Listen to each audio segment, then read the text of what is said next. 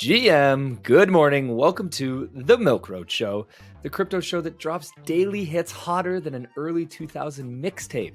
I'm your host, Jay Hamilton, and today we're talking about the outlook for the US economy. We'll be reviewing inflation numbers and a few other bullish indicators that are making us very excited for the future. And that's not all. We're also going to be talking about what this means for crypto and why this is getting us really excited about stablecoins, which also had some big news this week. Here to guide us today is Kyle Reidhead, Milk Road co-owner and head of research. Kai, let's start with the very positive news we got early in the week when Jerome Powell spoke about the U.S. economy. What did he say? Yeah, so Powell, he said a bunch of things, but really what he said was it's no longer overheated, which is exactly what we want, right? When things are no longer overheated, it means that, well, it's going the opposite direction, which means we're either going to start printing money or it allows us to start lowering rates, probably both. But it's exactly what we've been saying is going to happen. And really, if you look at the leading indicators, it's been happening. The Fed just tends to look at lagging indicators, unfortunately. And so he's saying the obvious to most of us. Well, it's always nice to be reaffirmed and hear the obvious from Chair Jerome Powell, but that's not all. That happened on Tuesday. Then today we got CPI inflation numbers. What happened there? Yeah, so inflation continues to go down. I know a lot of people continue to think it's the sticky, struggling thing, but inflation fell down to 3%, which it was at 3.4%. The good news here is the expectations were for it to come lower at 3.1, but it was even more than what the analysts, who always get it wrong anyway, and I don't know why we still care, but what they expected. And then core CPI, the one that we really like to look at, fell as well, down from 3.4% last inflation number. They expected it to stay the same at 3.4, and it also went down to 3.3. If we look at some of the charts, it's quite interesting. If first just CPI, 3%, we've been kind of going from 3 back up to 3.7 and then sort of bouncing in between. But you're on a 1 year right now. But if we back out that chart a little bit, you can see that it hit 3% at one point. You can hit the 5 year there. Yeah. And you can see back in, I think it was June actually of last year, we also hit 3%. And then it sort of went up and around from that. It's right there. And so we've just sort of ranged. And now it looks like probably we're going to break through that and go much low. Well, I don't know about much lower, but we'll probably go lower. If not, we can hang around 3%. It's not that bad. There's a chance that we just stay here and the Fed is going to change the goalpost. And their goal has always been under 2%. Maybe we don't get that. Maybe we're somewhere in between 2 and 3. It's really not that big of a deal considering how fast the markets and everything else is growing. So we can beat this 2% by investing in basically anything. If you look at the stock market of the last 2 years. And then core inflation, which is the key thing. This is what we really want. And this is the one that's sort of been lagging, that has just been falling and falling and falling over the last year. Currently sits at 3.3. This is great to see. And I think we'll just continue to see that. If you zoom out to the 5-year chart, it's quite interesting to see this one. It's just down only since like late 2022.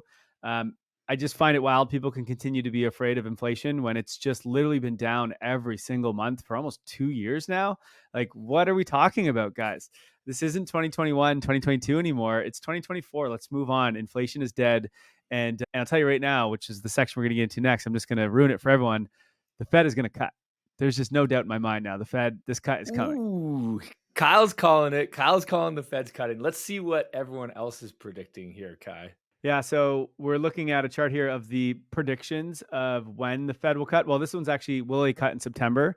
So what we have is they'll make a decision here in July if they'll cut. I think it's on the 25th maybe of July, something like that. We'll hear. There's like it was a 95% chance that they won't cut in July. I think that moved down to 92. So not a big move. I kind of think they might actually cut. And so I'm probably more bullish on this than most. We'll see. But the reason most people think it comes in September is because they don't have a decision to make in August. I think it skips that month just because of the way that it's spread out. And so early September, they make a decision, currently sitting at 82%. That went up from, what was it earlier? Just like earlier today. Can you hover over top of that there? Around 65%, jumped to 80 whatever percent. And then if you look at earlier back in June, it was like below 50%. So people are noticing, I think the market is noticing that, hey, the economy is slowing down and it's time for the U.S. to finally start lowering rates. And so I think we'll see a few cuts by the end of this year. And what happens if these cuts happen in July? What would you expect? Or in September, what would you expect the outcome to be? So, yeah, here's the thing. People are worried about the moment that they cut. What you really need to look for is when does the market decide that the Fed is going to cut and they start to price it in. It's not about when they actually make the moves. It's when does the market decide to price in those moves.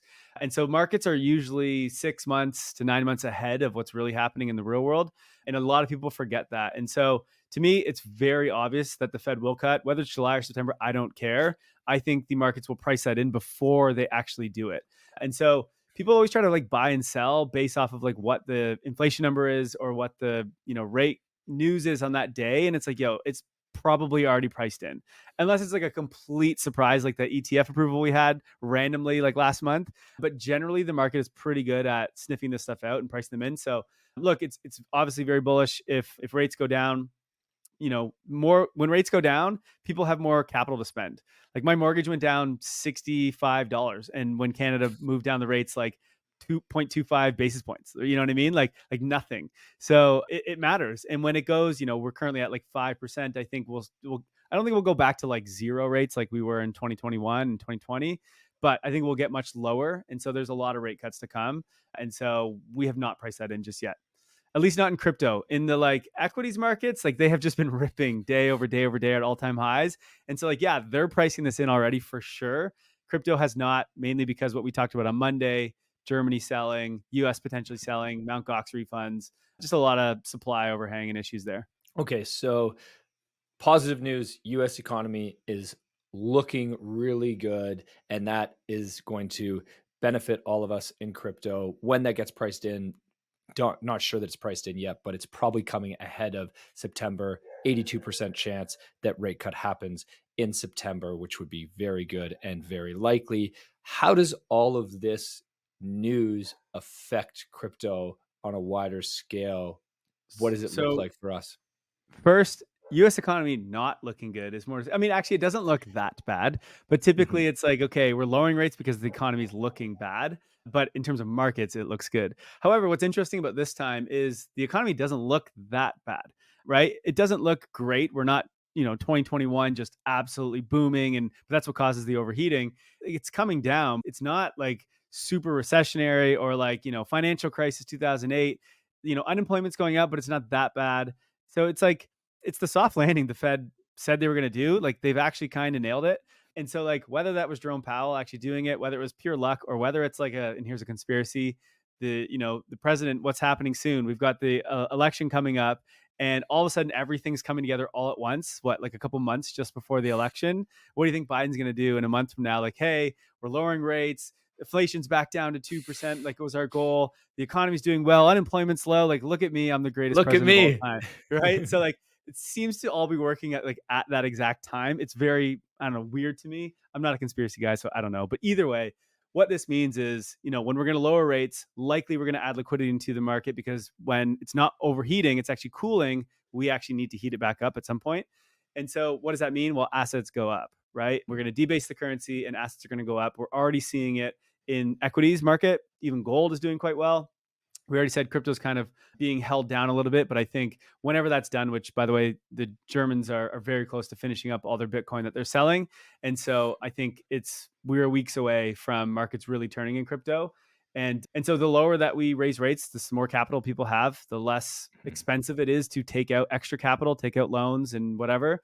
And so every time in a rate cut cycle environment, assets do really well. And so on that side, yes, we've been talking about that forever. So I think that's really good.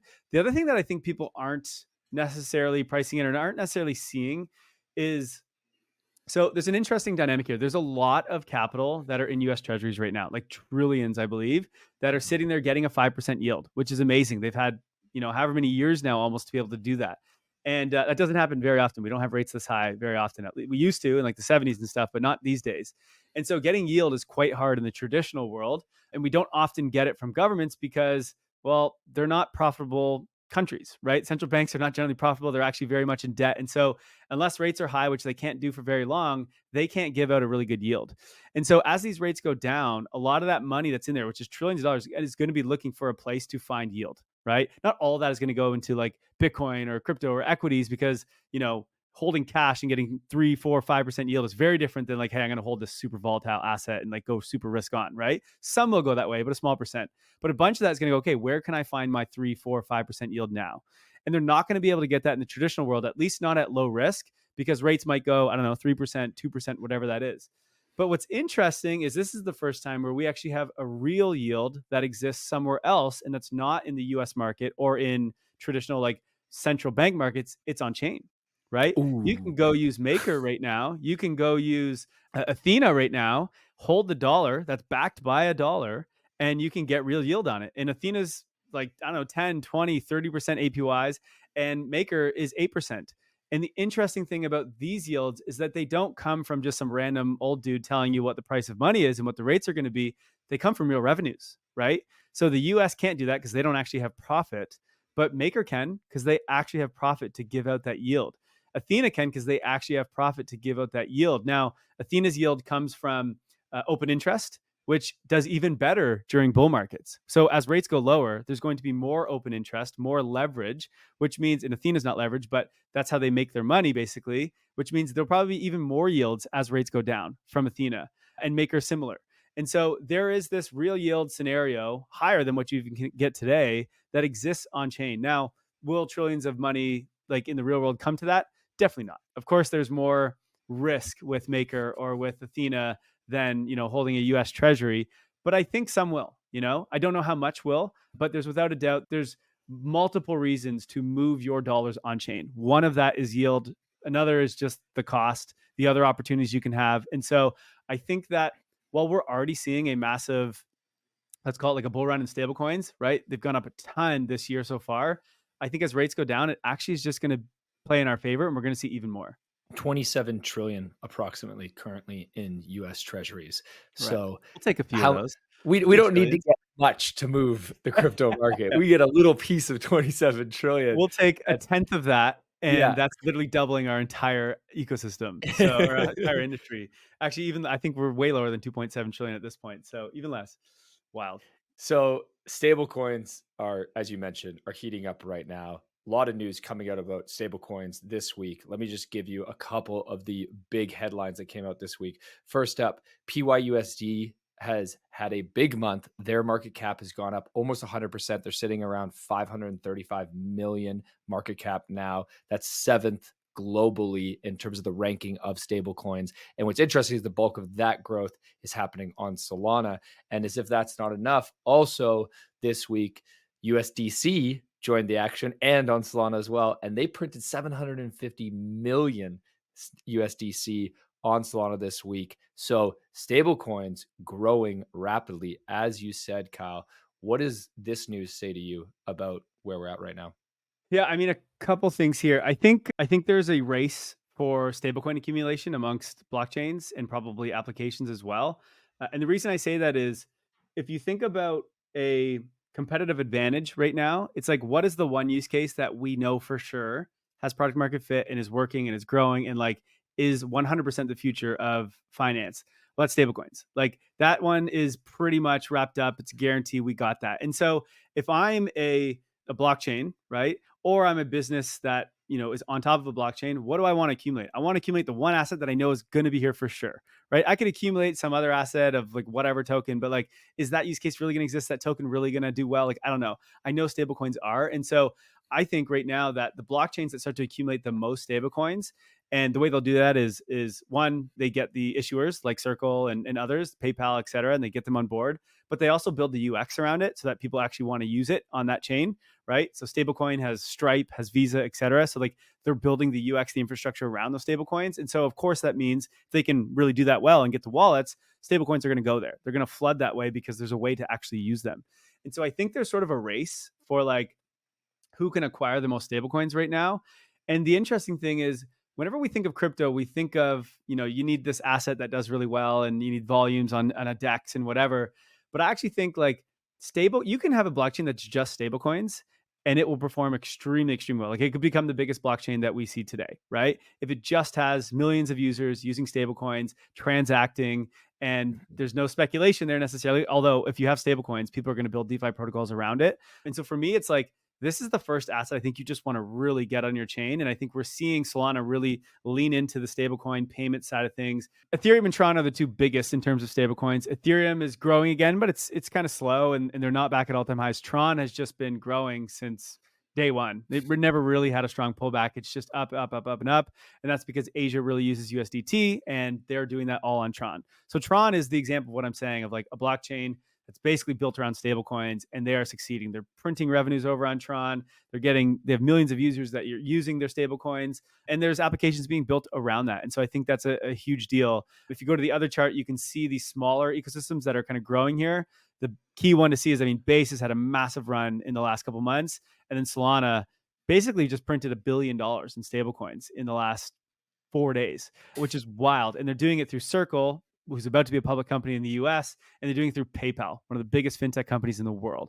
So for anyone that's fading Solana, to me, that's just like, wow, that's insanely, insanely bullish. And I think we're going to see, these are numbers that I'm really keeping my eyes on, because I think it's going to be a big race over the next, 12, 18 months, whatever that is. Like even when the bear market comes, whenever that is in 2 years, I see no reason why this slows down. I think we'll just really be picking up at that point. And when you look at these charts, and for those listening, we're looking at two charts of stablecoin supply across blockchains. When you look at these, what does it say to you from an investment perspective? Yeah, good question. One, it just sends a signal that, hey, blockchain's working, right? There's a use case here. It is growing very, very fast. And to me, it's just like invest in the secular trend of crypto, because we obviously have something of product market fit. Every cycle before this, we never had it. NFTs were not a product market fit. I don't care what anyone says.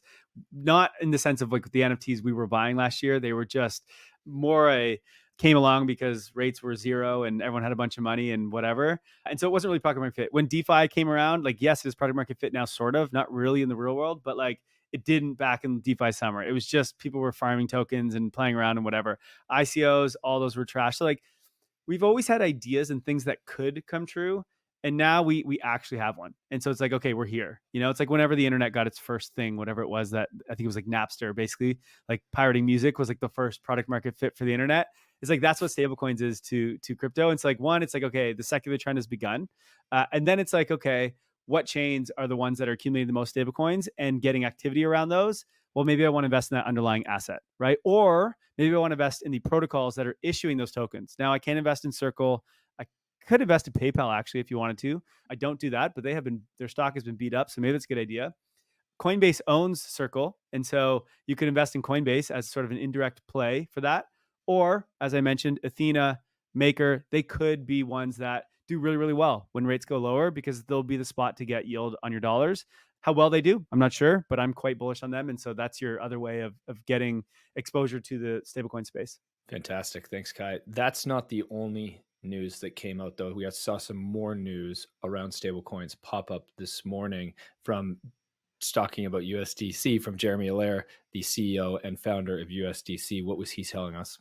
Yeah. So one of the reasons stablecoins, what's crazy is we're talking about how big stablecoins are growing and how fast they're growing, but they still don't have regulation, at least in the US. And not only regulation, there's lawsuits against stablecoin providers like Paxos, which is pretty much a regulated company that helps companies launch stablecoins, and they have been getting sued by the SEC. So they've been trying to fight this, whatever's been going on there. And so that actually holds back stablecoin growth. So like we could have way more growth than we're currently having if we just had clarity and regulation and we didn't have these lawsuits. Well, we found out this morning that the SEC has dropped the case. And so we have some regulatory clarity around payment stablecoins. Payments is money. They're not securities. I don't know why the SEC is trying to say that stablecoins are securities. It's just ridiculous. It literally is just a wrapper that tracks a dollar, and its whole purpose is to stay at a dollar. So like, how could this be a security? This is just the SEC. I don't know if it's necessarily you call it a loss, but pretty much a loss, and a big step for crypto regulation, stablecoin regulation, in the US. I don't know that this changes everything right away, but I think this is like one of the dominoes that needs to fall for the rest of the things to come. And when we get clear regulation on stablecoins, and companies and institutions, whether that be like financial companies or just corporations in general, know that they can hold this stuff and use this stuff, it's just going to be game over. Like, I don't think people realize how fast stablecoins will grow. You just said there's 27 trillion in US treasuries right now. Now they're not coming in crypto because of regulation and stuff, but when that gets cleared up, there's a lot of that's coming in, and that is just so massive. Yeah, that 27 trillion stops getting yield on their treasuries because rates go down, which, as you said, is coming later this year. And they're sitting there saying, hey, we can get more yield over here, what do you Right. think they're going to do? They're going to move over there. But so long as they're not worried about regulation, and so long as the UX is good for them to do that, and they feel comfortable doing that and moving their money on chain, which, as you said, slowly but surely, and then all of a sudden, things are looking good. Things are looking up. Kai, To be thanks fair, so much. the UX of using a bank is not that great either. So I don't think we need to do much to get a better UX in crypto payments or in just holding dollars in general. Man, I hate calling me. I actually have a thing I need to do with my bank that I've just been putting off for like 2 weeks because I just don't want to call them because I'm like, why do I have to call you? And why is it going to take 2 hours to speak to you? So we don't have to do much on the UX side. Let's set the bar higher. The Agreed. milkman expects us to produce better milk for the whole world. That's We can correct. do better. We can do better. Kai, thanks so much for joining us again today. In case you missed it, here's what else happened in crypto news today. But first, ever wish your crypto apps played nicely together like your favorite web apps? Agoric is making that a reality. Our partners, Agoric, are building a seamless DeFi future. And the coolest part, it's all powered by JavaScript, Web 2 languages. That's right. The language you already know can unlock the future potential of Web 3. Head over to agoric.com/EAP and join Agoric's early access program to start building the decentralized future. Big news out of Goldman Sachs today. Goldman Sachs plans to launch 3 tokenization products by the end of 2024. These products will be geared towards institutional clients in the US and Europe. While specific details are under wraps, one product will be a marketplace for tokenized real-world assets. The bank also aims to target the fund complex in the US and European debt markets. Goldman Sachs cites major uptick in client interest and the rise of Bitcoin ETFs as the driving factors. The bank will focus on permissioned blockchains, emphasizing speed and collateral options for its RWA marketplace. That's all the news for today, folks. Thanks so much for listening in. Have yourselves a wicked awesome day. Thank you for listening to Milk Road Radio, the easiest path to get smarter about crypto. If you like this episode, share it and hit subscribe or follow so you don't miss out on the next one. There's also a link in the description to our free 5-minute daily newsletter where we simplify crypto for you while making you laugh. And if you're willing to step up your crypto investing game, then we'll leave a link to Milk Road Pro as well, your #1 resource to help you invest successfully in crypto. One final note, this podcast is for educational purposes only, and nothing we say is financial advice. Crypto is risky, so you should never invest more than you're willing to lose. Thank you, friends, and we'll see you in the next one.